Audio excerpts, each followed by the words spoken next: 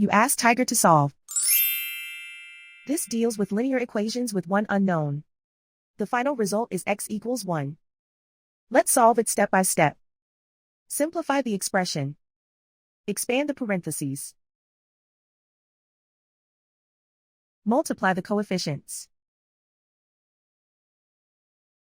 Simplify the arithmetic. Expand the parentheses. Multiply the coefficients. Simplify the arithmetic. Group like terms.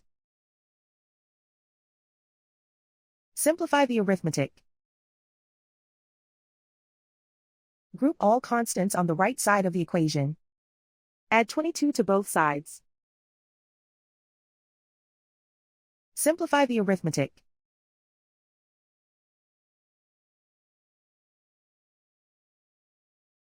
Isolate the x.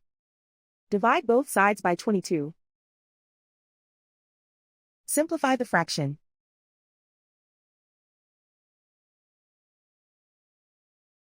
And so the final result is x equals 1.